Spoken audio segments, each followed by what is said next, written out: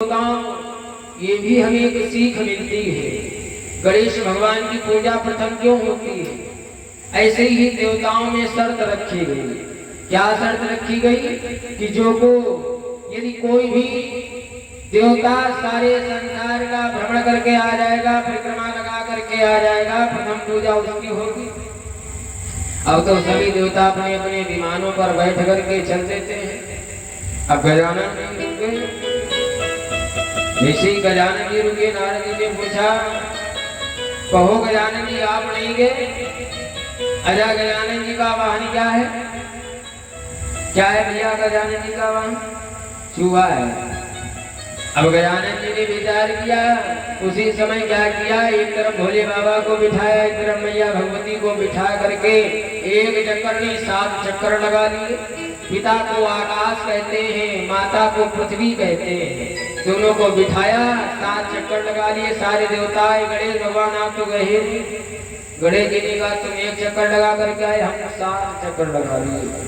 भोले बाबा ने उसी समय वरदान दे दिया, जाओ प्रथम पूजा तुम्हारी होगी, क्योंकि तुमने संसार को महत्व नहीं दिया, तुमने अपने माता पिता को महत्व दिया। ये भी हमारे ऊपर भी निर्भर है। यदि संसार को महत्व ना दे, अपने माता पिता का बस अपमान ना करें, उनकी सेवा करें।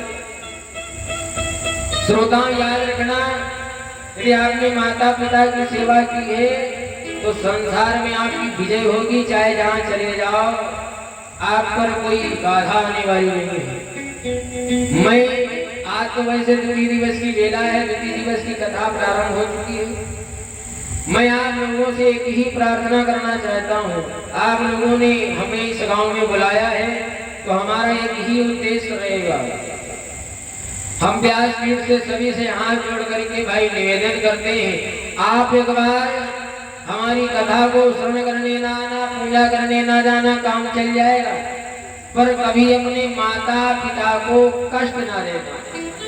यदि पता तो उनको मंदिर में जाकर के धूप बत्ती जला, गो प्रसाद चढ़ाओ, बाद में जाकर के माता पिता को गाली दो, क्या इससे हमारा जीवन चलेगा?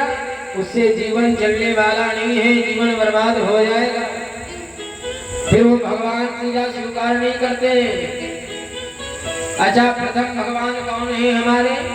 प्रथम भगवान तो तुम्हारे माता पिता हैं। घर में जब तुम्हारे भगवान बैठे हैं, उनको ही नहीं तुम पूज पा रहे हो, उनकी सेवा नहीं कर पा रहे हो, तो भगवान कहते तुम हमारी क्या पूजा कर सकोगे?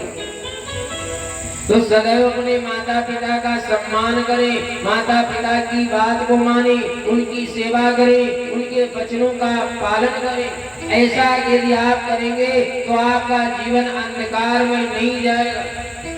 एक बात जरूर याद रखना, यदि आप मंदिर में जाते हो, भंडारे करवाते हो, पूजा पाठ करते हो, यज्ञ हवन करवाते हो, माता पिता को गालियां देते हो, मारते हो, पीटते हो, कष्ट देते हो, इससे जीवन हमारा चलने वाला नहीं है। एक समय था, 4 भाई मिलकर के एक ही थाली में खाना खाते थे, और अगर एक रोटी कम पड़ जाए तो चारों अपनी भूख मार लेते थे, लेकिन उसी समय अपने माता पिता को भूखे नहीं रखते थे, माता पिता की बड़ी सेवा करते थे। पर श्रोताओं, जब जैसे चारों भाइयों का विवाह हुआ, चारों की पत्नियां आई, क्या हुआ? उनका घर बिखर गया। चारों पत्नियों ने उनको कहा, सुनो, तुम माता पिता के साथ में रहते हो, तुमको बना के नहीं खिला पाते, इतना तुम्हारा बड़ा परिवार है, हम नहीं बना के खिला पाएंगे। अब श्रोताओं, पत्नी के कहने पर चारों भाइयों ने अलग हो गए, चारों भाइयों का बंटवारा हो गया। चारों भाइयों ने कहा, सुनो, 1 महीने तुम्हारे पास रहेंगी तो 1 महीने हमारे पास रहेंगी। बताओ, माता पिता में बंटवारा कर देंगे। आजकल भी ये भी है, आजकल ये कहेंगे, सुनो, ऐसा ही खेती इतनी ज्यादा ली है तो ज्यादा ये रखेंगे, उसके बाद हम रखेंगे। कहा हो जाए कि 6 महीना ये घर में रखें तो 6 महीना हम अपने घर में रखेंगे। बताओ, माता पिता में बंटवारा करके जैसे खेती का बंटवारा हो रहा है, वैसे अपने माता पिता का बंटवारा करने लगते हैं। ऐसा मत किया करो, इससे हमारा जीवन चलने वाला नहीं है। ये माता पिता का आशीर्वाद ही है। श्रोताओं, मैं अपनी बात बताऊं, हमने भी बड़े कष्ट झेले हैं, क्योंकि हमारे माता पिता ने भाई बड़े ही कष्ट झेले। हमने बताया, तुमने माता पिता की सेवा की है तो उनका सुख तुम्हें प्राप्त होगा, उनका आशीर्वाद तुम पर जरूर लगेगा। हमने श्रोताओं छोटे पर, जब हम छोटे से थे तो हमने भी बड़े कष्ट झेले, बड़ी गरीबी को झेला, पर श्रोताओं हम लोगों ने लगन को नहीं छोड़ा। हमारे माता पिता ने परिश्रम को किया, परिश्रम को कर करके तब श्रोताओं पढ़ाया लिखाया।